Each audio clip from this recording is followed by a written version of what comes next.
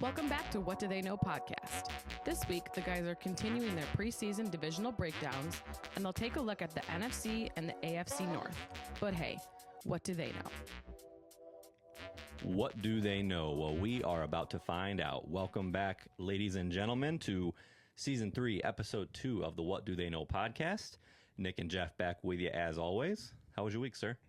It was good. It was my first week on days. I had to adjust the sleep schedule a bit, but we pushed through, made it through. I did crash a couple of times after work. But dude, I can't fathom working nights. I just can't. And then I also can't fathom changing up your schedule like that. Right. You know, it was. Thankfully, I had a month to prepare mentally for it. But as soon as you cross that bridge, there's no preparation for it, to be honest with you. But I think I got it down. For the most part, I think I'm on a set schedule now. Awesome. Yep. Well, we are officially 2 weeks into preseason football. 3 Sundays away from week 1. Yep. Cannot wait. So we are going to continue our preseason divisional breakdowns as we do every year leading up to week 1. So this week we're going to break down the NFC and the AFC North, go through each team, what stands out to us, and predict the divisions, and then some fantasy implications as well. Right. Yep. Cool. So let's dive in. We will start in the NFC, as we do every week, with the Chicago Bears. So 5-12 last year, kind of a disappointing year, I would say, with Caleb Williams. They fired Matt Eberflus, late, right after the Thanksgiving Day meltdown, time management meltdown. They hired Ben Johnson, big flashy hire, the coach that everybody wanted from Detroit. What are you seeing there? Yeah, the big ticket item was definitely Ben Johnson there. For sure. He was the most hot commodity there in terms of head coaching hirings throughout the NFL. But yeah, I mean, last year I had Chicago kind of being kind of a sleeper, sneaky team. Unfortunately, it didn't turn out that way. But yeah, it's going to be Caleb Williams' team to lead after this. I mean, offensively, they have some pieces around them. They definitely didn't disappoint in terms of adding some weapons around him. Yeah, I mean, tight end Colson Loveland, drafting him with the first round pick. DJ Moore still there. DeAndre Smith, Roma Dunze. They drafted a wide receiver out of Missouri, Luther Burden III. So they're definitely surrounding Caleb Williams with the weapons he needs. It's just going to depend on the progression of Caleb Williams in year 2. Yeah, I'm really curious to see what they do. I feel like I've heard numerous times that now that Ben Johnson is there, like it's playoffs or bust for this team. I think that's a little aggressive for a first-year head coach. Right. And more specifically, like my decision, or the jury is still out for me big time on Caleb Williams. I mean, there was a report that came out not that long ago, a month or two ago, that he was trying to do everything in his power not to go to Chicago. Was saying all these things ahead of time. Him and his dad were trying to maneuver their way so that he did not get drafted by Chicago. And you just got to wonder what that does for himself in the locker room. Right. Like as the leader of the team. Are they really bought in on this guy, or do they know that, like, in the back of his mind he doesn't even really want to be there? Right. Yeah, I think that this is a make or break season for Caleb Williams. It's which is crazy considering it's only his second year. Yeah. You never say that about a second year quarterback. Right, absolutely. But I agree. Yeah, I mean, number 1 overall pick, and you build around him. I mean, but Chicago has done everything they can to build around him. They've revamped their offensive line, traded for a couple of offense guards. Yeah, and, Joe Tooney from Kansas City, who we talked about last week, and Jonah Jackson from Los Angeles, the Rams. So it's definitely. I feel like in the GM's eyes, and I feel like for the majority of the Chicago fan base, that they've done enough to at least supplement a progression, an elevation in play from Caleb Williams. And if he's not gonna take that next step forward, then I feel like he's gonna be left in the dust in Chicago really soon. Yeah, agreed. I think, like you said, the one thing that he has going for him is we've seen the offensive mind that Ben Johnson is, and we've seen the weapon. I actually wrote down as far as weapons, like DeAndre Swift and Roshan Johnson, are they going to be like Chicago's version of David Montgomery and Jahmyr Gibbs? Right. Like, are they going to be? Is Ben Johnson just going to be able to carry over what he was able to do with those two backs? Right. And implement that, because I think that DeAndre Swift is a stud, and by all accounts, he had a really disappointing year last year. Yeah. I'm curious to see what he looks like now under Ben Johnson. Yeah, I don't disagree with you any of it. I mean, obviously defensively, we'll see what happens there. I mean, Dennis Allen, new defensive coordinator there. But I mean, overall, it's definitely going to be one of those things where it's not going to be on Ben Johnson's hand. It's definitely going to be Caleb Williams is going to be the scapegoat if everything goes down the toilet this year. 100%. Yep. All right, so we will move on over to the Detroit Lions. 15-2 last year, amazing regular season, and then had that, I mean, quite shocking, for lack of a better term, loss to Washington in the divisional round. One and done in the playoffs after winning 15 games is just crazy. Yeah. I have a lot of questions about this team. I mean, we talk about, you and I feel like talk about coordinators ad nauseum a lot more than maybe some people do. Right. But they lost both their coordinators. Right. Which is what happens when you're that good of a team. You better win the Super Bowl, because odds are you're going to lose both your coordinators, and that's exactly what happened. And I mean, Ben Johnson, who we just talked about, Aaron Glenn, who's the defensive coordinator, went to the Jets. And so now they're starting fresh with a new scheme, new play calls on both sides of the ball. I'm really, really curious to see how that's going to look. Yeah, and this is a team that depends on their coordinators. Dan Campbell is a leader of men. He's not necessarily known for his offensive or defensive mind. I think he was a tight end coach coming up through the New Orleans Saints program, but he's not going to be calling plays, really, not like Ben Johnson or anything. It's not like a Sean Payton situation in Denver where Sean Payton's going to be calling the plays and everything offensively is going to go through him. Dan Campbell is there to lead. He's there to create a structure and a culture. But it's going to be up to the offense coordinator and defensive coordinators to really establish their identities on both ends of the football. So it's going to be interesting to see what John Morton offensively and Kelvin Shepard defensively are going to be able to do with that team. Obviously, coming off a very disappointing end to their season last year. I mean, there was two 15-win teams last year, Kansas City and Detroit. If you mashed them both together, I would have picked Detroit 100%. I would have picked Detroit to smash Kansas City. To me, it wasn't even a contest, but obviously we saw that KC made it to the Super Bowl, and Detroit very lacklusterly lost to Washington in the divisional round. But I mean, they have a lot of incumbents coming back. I mean, Jared Goff's still there. I love Jared Goff. Yeah. Side note, like, I love Jay. He was on quarterback this year on Netflix. Yep. What a likable dude. I mean, it was awesome how he subtly was like, the Rams basically left me out to dry. Right. Politely said, like, they didn't tell me what was going on. All of a sudden, I'm up and traded. But his mindset, his work ethic, like the behind, that's why I love that show, because it shows you the person, not just the athlete. I actually watched episode 1 of that. Did you? Dude, it's so good. I love that show. Yep. I look forward to it every year. But he's like one of my favorites now after watching that show. Right. Yeah, I mean, he still has a supporting cast in Jahmyr Gibbs, David Montgomery there in the running back position. Amon-Ra St. Brown is obviously one of the better wide receiver ones in the league. Oh, yeah. And then Sam Laporta there at tight end, just secure up pass receiving threats. So it's not like they've lost any talent really there offensively, but it's definitely going to be a challenge for them, maybe schematically, to see where they're going to be towards the end of the year. Yeah, I think the big thing they have going for them, and there's nothing scientific about this, there's no statistics to back this up, but I feel like there's no way they can be as injured as they were last year.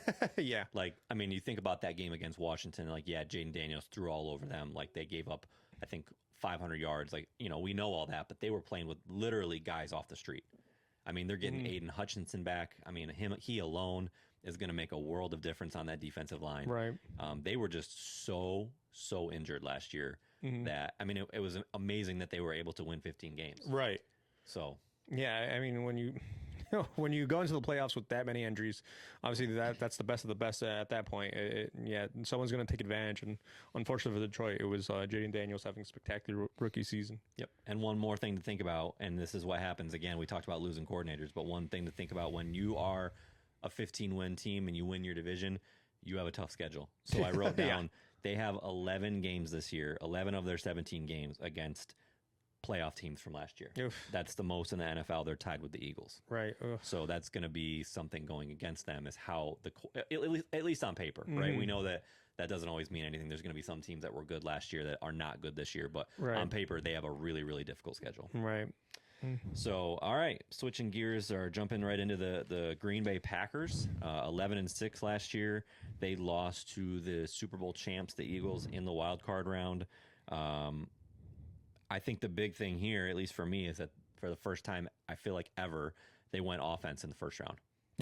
Man, I would have paid good money to see Aaron Rodgers' face when they drafted a wide receiver. It was round one. So Matthew Golden, receiver from Texas, a stud by all accounts.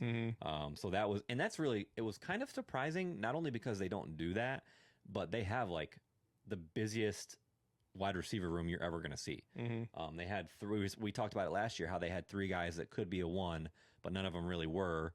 And now they added this. They added Golden into the mix. So I'm curious to see how that looks.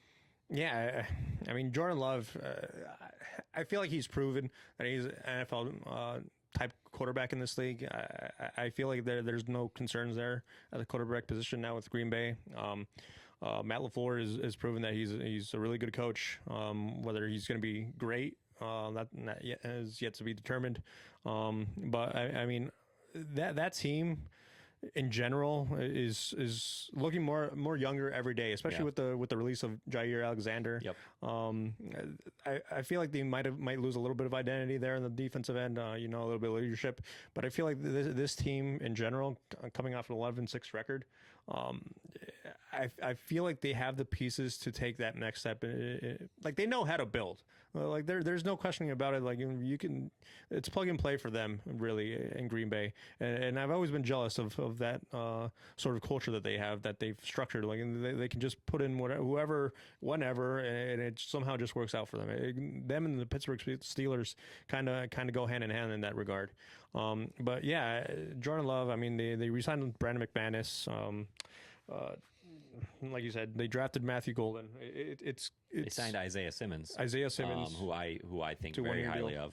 He's a really good defensive piece. Right, and Nate Hobbs at cornerback position to kind of replace Jair Alexander. It's definitely going to be an interesting year. I have them a little bit hovering around the 11-6 record that they posted last year. I can't see them being too more improved, or rather, I can't even see them being too disappointing in that regard. I feel like 11-6 is a good standard for them. Yeah, I feel like it's going to be really hard to improve this year in this division, just because it's so talented. So I mean, that's the only thing that any of these teams have going against them, is last year it was the best division in football, and I think this year it could be as well. Right. So lastly, in the NFC North, the Minnesota Vikings. Shout out Jake. 14-3 last year. They lost to the Rams, quite shockingly to me, in the wild card round. After winning 14 games, they had a chance to get the division, to get home field advantage, to get a bye. Last week of the season, they lost to Detroit, and ended up losing to the Rams in the first round. But out with Sam Darnold, and it is now the J.J. McCarthy show, who didn't play at all last year. He tore his meniscus, I believe it was. Yep. Missed the whole year. Sam Darnold stepped in and played phenomenally, showed what the offense is capable of doing, and now everybody is expecting McCarthy to kind of take that step and be. I feel like people are expecting him to be just as good. Right. Which for me is kind of like, whoa. Right. Like, we need to pump the brakes here. Right. I know Louis Riddick on ESPN this week said he's all in on JJ McCarthy. Yeah. I don't know that I share that sentiment. Right. For me. I mean, I'm a big JJ McCarthy fan. I love JJ McCarthy. This is why I was all about not paying Sam Darnold the money that he was commanding. At the same time, are we going to put him to the standards of a 14-3 record, which I feel like Minnesota kind of overperformed in a lot of areas last year? Yeah. To me, even this year, I don't think Sam Darnold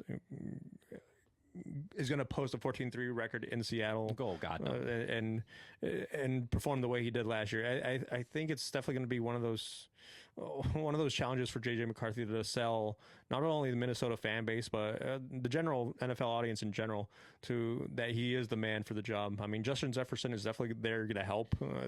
I mean, you can't ask for a more talented wide receiver one than Justin Jefferson. Honestly, their pass catching in general. I mean, Jordan Addison is he's suspended the first 3 games, but T.J. Hawkinson. I mean, they have a ton of talent, and even Aaron Jones catching the ball out of the backfield, but I think it's kind of become a thing in Minnesota where everybody just assumes that regardless of who the quarterback is, Kevin O'Connell can make them good. Right.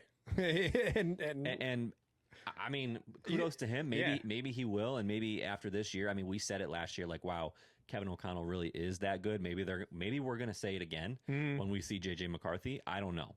Right. But for me, Minnesota is TBD. Yeah. I can't see another 14-3 record. Well, I feel like people just assume like, okay, they won 14 games, they're going to be just as good. And I feel like if you had lost wide receiver 1, you could say that, right? Or maybe your starting linebacker, or your starting defensive end, or your starting running back. But they lost their quarterback. Right. The most important position in sports. So to be able to say like, oh yeah, Minnesota's just going to be able to plug and play and run it back and they're going to be just as good. Right. I don't know that I buy that. Right. No. I mean, defensively, Brian Flores is still defensive coordinator. So 100%. That to me is the telltale sign of what Minnesota is going to be. They ranked 5th in points against last year. That's going to be their identity. I feel like defensively, it's going to carry what Minnesota is, because if you can relieve at least a little bit of the pressure off JJ McCarthy's shoulders via the defense and Aaron Jones and Jordan Mason, who they traded for, that's going to be all but good wonders for JJ McCarthy and Kevin O'Connell offensively. It's like, Kevin O'Connell, I was sold after last year with Sam Darnold. There's no question for me anymore that Kevin O'Connell has kind of put himself in that upper echelon of QB whisperers for sure. and head coaches there. And that's what makes this division in general so difficult to predict and to understand, because you have Green Bay, you have Detroit, and you have Minnesota that are already there last year, and then you put Ben Johnson as head coach in Chicago. That's quite the gauntlet there if really you have is. the Good NFC luck. North in your schedule. Yep. All right. That wraps up the NFC North. So we will go ahead and pick our division order, and I will let you go first because I do not feel confident about this.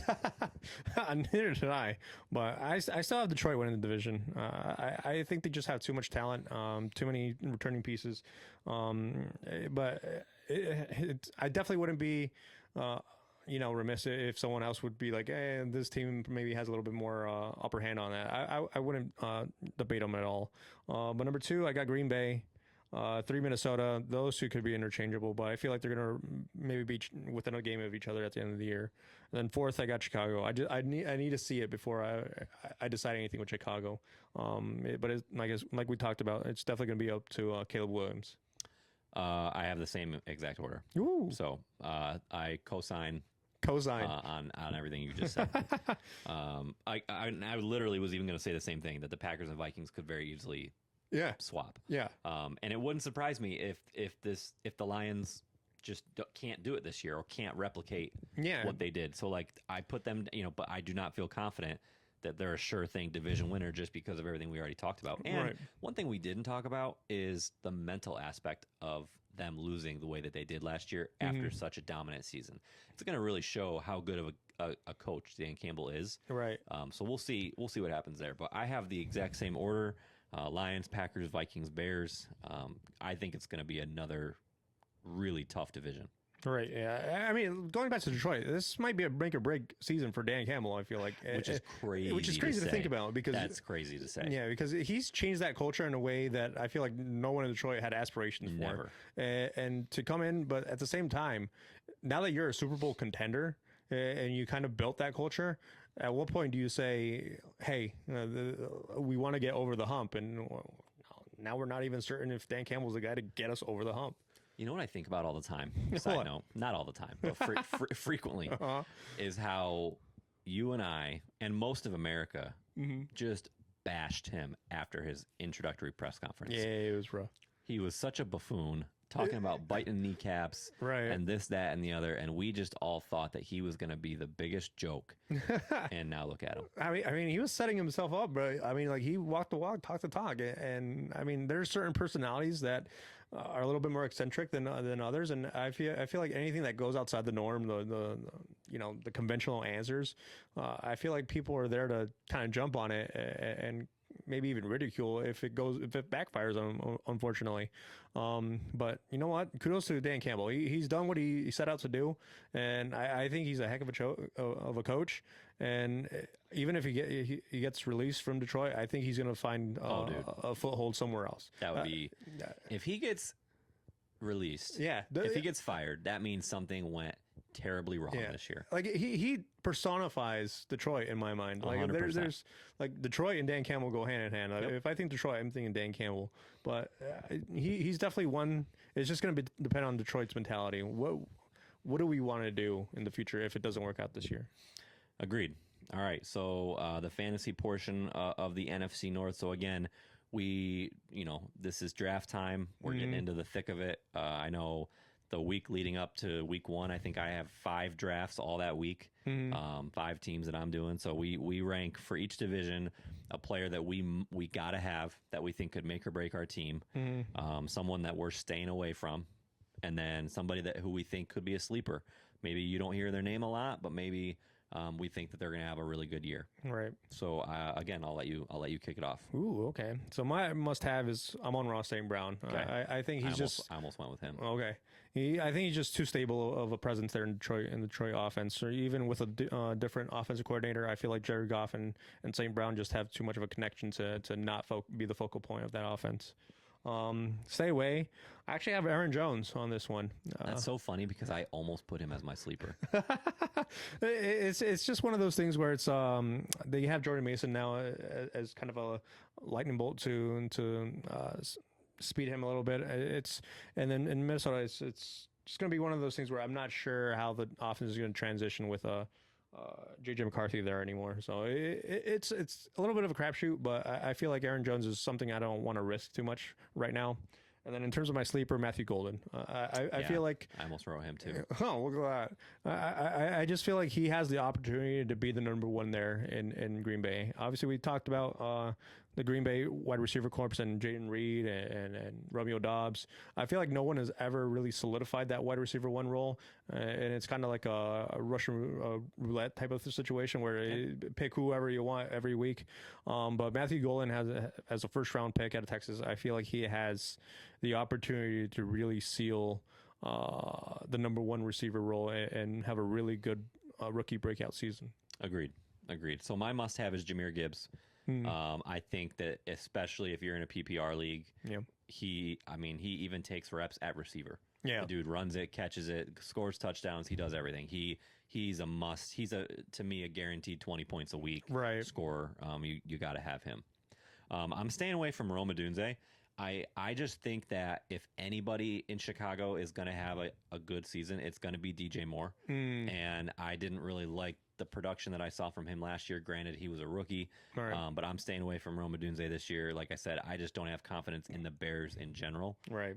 So go ahead and go with DJ Moore. That's probably a pretty safe bet. He's going to get the number 1 targets, the looks, the catches, the touchdowns. But I don't know how Rome's going to do this year. And then my sleeper, and this is kind of just because of injuries and where he's going to be as far as value pick in the draft. I really like TJ Hawkinson. Okay. He was injured a lot last year. I know he's a good name that people have talked about for a while, but again, he was coming off injury last year. Didn't have as big of a season as he normally does. So I feel like you're going to be able to get him somewhat late in your draft. Right. And he's proven that when he's healthy, what a talent he can be. Yeah. So I really like Hawkinson and again, the value pick there. Yeah. So and he's my sleeper. Yeah. And we always talk about young QB's best friend is a tight end. 100%. So I agree with that 100%. Awesome. All right. So jumping over to the AFC North. I'm excited about this group. I think we have a lot of conversations here. Right. So we're going to start with the Bengals. 9-8 last year. They started out absolutely miserable, Yeah. and then clawed back. It came down to the last week of the season. They needed a little bit of help from Kansas City, didn't get it, and so they did not make the playoffs. The big thing here, can they start not even fast? Can they just not be terrible to start the year? Because if you look at the last like 5 seasons, I want to say they've started 1 or 2 or 0-3 in every single one. Right. So they're playing from behind every single year. And to kind of go hand in hand with that, Joe Burrow something always happens. Yeah. He had a wrist. He had a appendicitis randomly, like coming off a torn ACL one year, coming off the wrist injury last year. But he's healthy. He's playing in the preseason, and I think that means big things for the Bengals. Right. Yeah. I mean, Cincinnati is such a anomaly to me because offensively they can hang with them with the best of them. They can put up top 3 offensively points or yards throughout the year and still be around 500 because the defense is just atrocious, unfortunately. And that's not going to get any better with the news of Trey Hendrickson being put on the trade block today. So, I mean, that to me is their biggest piece on defense, and it's to a defense that's not very good right now. I feel like they gave up 25th most points last year. In the entirety of the NFL. It's just one of those things where they need pieces. They need perennial pieces defensively, and with so much cash strapped up to the offense, I mean 3 players, really. 3 players: Jamar Chase, Joe Burrow, T. Higgins getting re-signed in the offseason to 4 years, $115 million.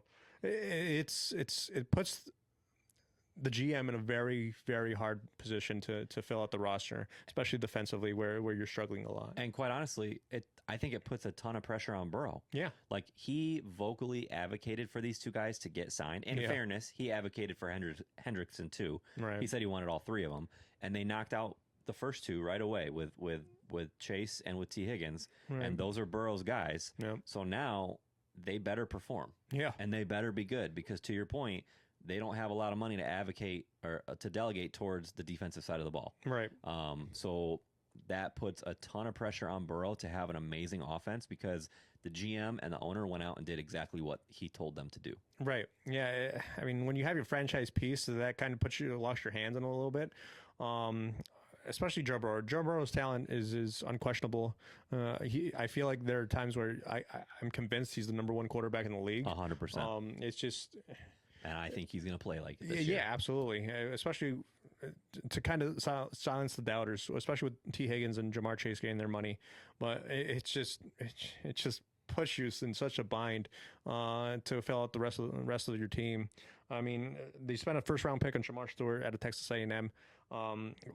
All reports are saying he's more of a project than he is a win now mode. I mean, this is what. I mean, he took Burrow out in practice the other day. Was that him that took him out? And it resulted in a brawl. Yeah. So he got pushed into him. I feel like nowhere to go but up. Right. Well, you can't cut him now. Yeah. I'll tell you that. You can't cut your 1st-round pick over that. It's. I mean, they have Mike Gesicki also at tight end. So Mike Gesicki, and then I was going to say this. They also signed Noah Fant. From Seattle after they released him, and I think that's because to your point, they already have Gesicki, a really good tight end, but Fant is good. Yeah, he's a good pass catcher. He's shown that with Geno Smith and with Russell Wilson, so I like that a lot for them. Yeah, I mean maybe Cincinnati's mantra is going to be just outscore the opponent. It's got to be because they literally didn't do anything to improve the defense. Right? Not one. Yep. No, and their defense was horrible. Yeah, it wasn't pretty last year, and it's the one thing. In fairness, the one thing they did do, and maybe they are thinking that it was all in coaching and scheme, is they did fire their D coordinator. Yeah. And they brought in Al Golden, who was the defensive coordinator to Notre Dame. Obviously led them to the championship game. Didn't win, but Al Golden has a phenomenal reputation as being a great defensive mind. Right. So maybe they think that just that one piece is going to make a big difference. And it can. It can be. Sure. But I mean, it's going to be one steep hill decline for that Cincinnati defense. But I mean, if that offense can get rolling and maybe wear down opposing defenses and create some sustained drives, maybe ball control is the name of the game for Cincinnati. Maybe their best offense is just keeping your defense off the field. Yeah. And I understand it. It's definitely going to be a challenge for Cincinnati, but I feel like they definitely have the talent offensively to really manipulate and maneuver around any defense that gets thrown out. It's even and that's very important for the AFC North in the AFC North, because all those defenses out there, Baltimore, Pittsburgh, Jim Schwartz leading Cleveland, even if they're a little bit disappointing. I mean, regardless, it's the AFC North is always a defensive gauntlet. But to have the offensive opportunities that Cincinnati is going to have this year, it's definitely going to test them in ways that I feel like it's going to be interesting to see. Agreed. All right. Moving over to, real quick, Joe Burrow's going to win the MVP. Oh, look at that. Calling his shot. Just going to throw that out there. Yeah, there you go. The Cleveland Browns. I don't have anything to say good about them. Their head coach is Kevin Stefanski. Yep, good for him. They have 5 quarterbacks currently, which means they have no quarterbacks. Yep. They were 3-14 last year. They currently are slated to start the season with Joe Flacco as their QB1, but they could have technically they have 6, because they have Deshaun Watson, who's recovering from an Achilles injury and then apparently a re-injury of that same Achilles. They have Kenny Pickett, they have Shedeur Sanders, they have Dylan Gabriel, and they have Tyler Huntley. That's a lot of quarterbacks. That is a lot. And so I think that the Browns, I hope they just say we're going with Flacco and it is what it is, rather than throw Shedeur out there. I know he's injured, but I just really don't think they're going to be good. No. And I don't think the NFL thinks they're going to be good, because one thing I wrote down about the Browns is they have 0 primetime games this year. Can you name the others? I can name the others. Cover your ears real quick. The Tennessee Titans, which is surprising to me. I'll talk about them next week. Right. And then the New Orleans Saints. How dare you? I'm sorry, buddy. Sorry, buddy. But yeah, so the Saints, Titans, and Browns, none expected to be very good. No primetime games. Yeah, I just, like you said, they have a great defense. Jim Schwartz always gets the best out of his players. They re-signed Myles Garrett to practically $1 billion after he demanded a trade. Also, side note, I'm so sick of that. Oh, what? Of players demanding a trade and it appearing like we're actually going to get some action, only for the owners to just hand them a big fat check. And they say, oh, you know what? Everything I was allegedly mad about, I'm good with now. Right. I'm good. I mean, you gave me $45 million a year. I'm good. I mean, I'm good to suck for the next 5 years. Right. I don't think I've ever heard of a success story coming from that either, from the team's perspective of like someone demands a trade and you give them the money and all of a sudden they live up to the billing. It's like your girlfriend complaining about how much she hates you and you're like, you know what? Let's get married. That'll make it all better. Oh, no. Here's a big, fat, shiny, beautiful engagement ring. All that stuff that you hated me for, just forget about it. Yep. That's what it is. That is quite the analogy. That's what it is. Yeah, it's ridiculous. Yep. Same thing's going to happen. I'm calling it right now with Micah Parsons and Terry McLaurin. They're all going to get re-signed. Everybody that's it's just no trades, huh? No trades. No trades. And you know what? Trey Hendrickson, he's staying with the Bengals. It's all a bunch of crap. Everyone's signing a lifetime deal right now. I mean, good for Myles Garrett. Yeah, whatever. He got paid. Yeah. But yeah, I mean that's the highlight of Cleveland's offseason. I feel like. Yeah. I mean, it'll be interesting to see where they go. This is going to be a rebuilding. Let's see what we got for the future type of thing for Cleveland. I don't think we're going to argue on that one. But yeah, Joe Flacco is going to be the bridge into next year. Whether that's going to be leading up to Kenny Pickett, who they traded for, they traded assets for. Whether that's going to be Shedeur Sanders, whether that's going to be Dylan Gabriel. 2 draft picks right there. 2 draft picks. It'll be the same draft. Yeah. So to me, it's definitely going to be interesting to see how far into the season before the Cleveland fan base starts asking for one of these quarterbacks to start replacing Joe Flacco, even if it's not Joe Flacco's fault in general. It's just going to be it's just so bad because like I was looking at their stats and I was looking at their starting positions and both their starting safeties, projected starting safeties, and Grant Delpit and Ronnie Hickman, They combined for 0 interceptions last year. How are you gonna do anything on defense when you cannot create any pressures, any turnovers, any sort of momentum for your offense? And then you got Joe Flacco, who has the mobility of a snail. I just cannot imagine this team doing anything at all. Has the mobility of a snail. Oh, that was awesome. Lord. That's where I'm at. Cleveland. This is a bridge year. Yeah. Next. Yep. Next. All right. Baltimore Ravens. 12-5. They lost to Buffalo last year in the divisional round. Phenomenal game. Came up a 2-point conversion short. Yep. They did add DeAndre Hopkins this year. They added Jair Alexander at corner. They drafted Malachi Starks from Georgia. And everybody, to your point about how bad the safeties are for Cleveland, everybody's saying the exact opposite about Baltimore. That him and Kyle Hamilton are going to be a incredible duo. Right. So we'll see there. That helps on defense. What are you seeing here? Yeah. No. I mean, literally, my only concern is this the year? Yeah. Can they get over the hump? I literally wrote that down. Can they get over the hump? Yep.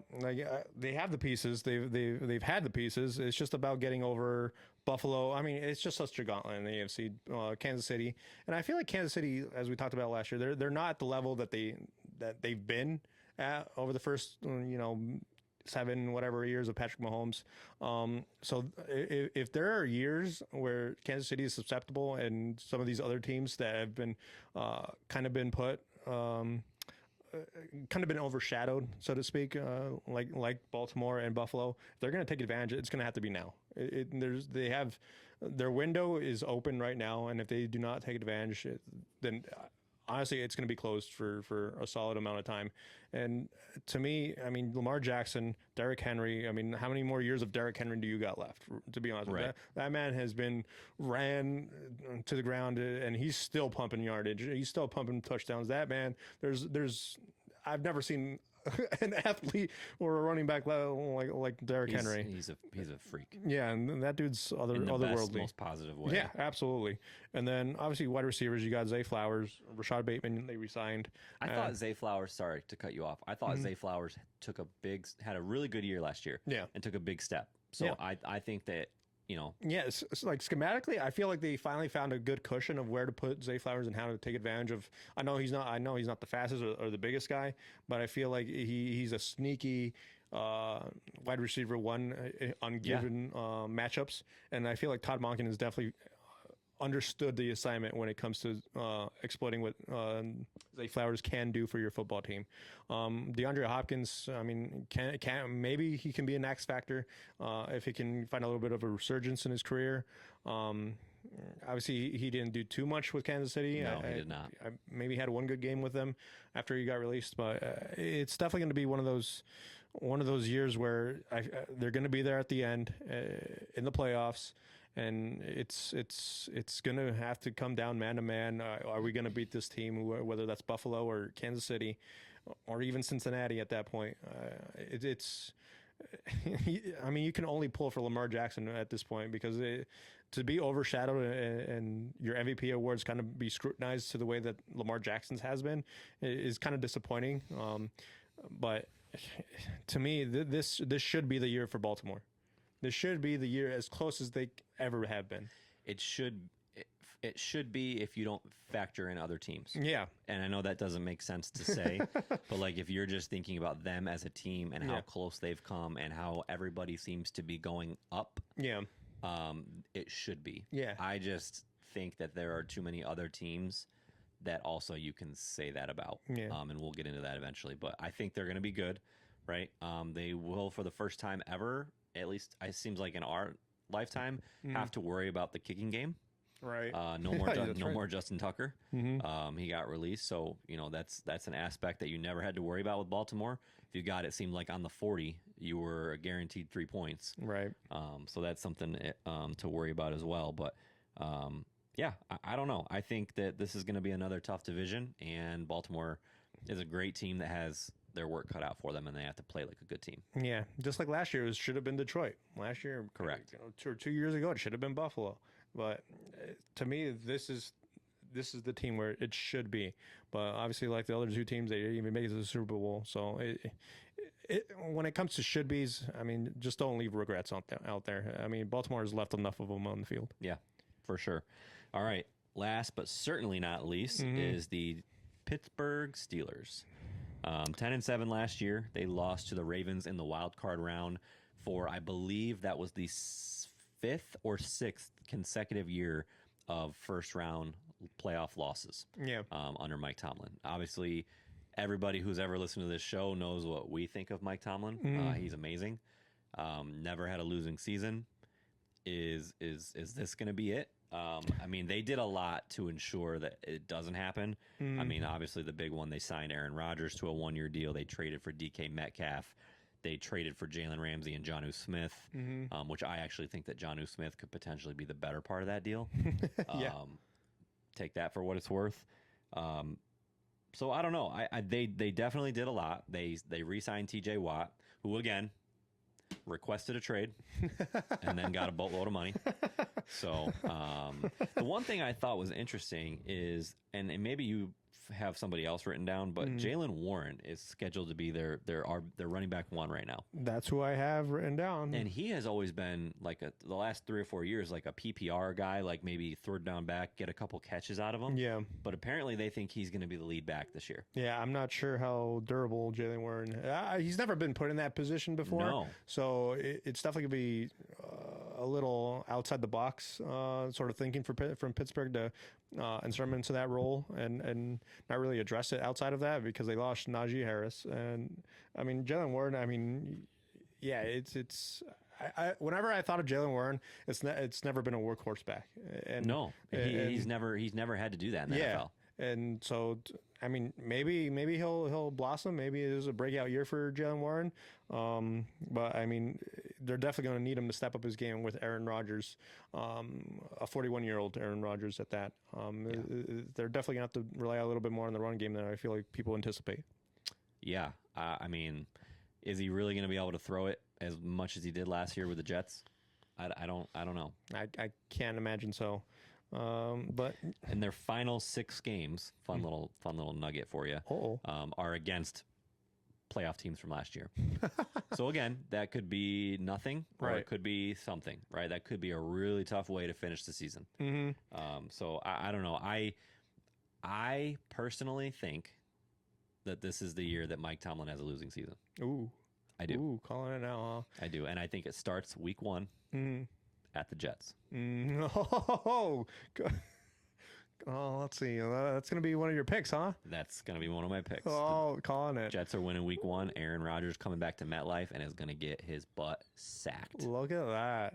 Okay. All right. Well, we'll hold you to that. Yeah. But yeah, I mean, Mike Tomlin, as much high praise as he gets on the show, this is kind of like who I'm afraid of Dan Campbell becoming. That's a good way to look at it. It's like, you have these winning records, you have a culture that's winning, and you're never really in detriment of having that number 1 overall pick or even the top 5 pick in the NFL draft. You always give your fan base hope, and you're always there in the playoffs, but you can never really ascend to the level that you need to ascend to really, give yourself a realistic shot at a Super Bowl.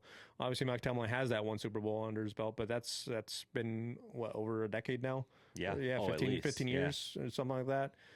Since that has happened, you can only survive as a head coach on 1 Super Bowl in 15 years that you've coached the team, for so long.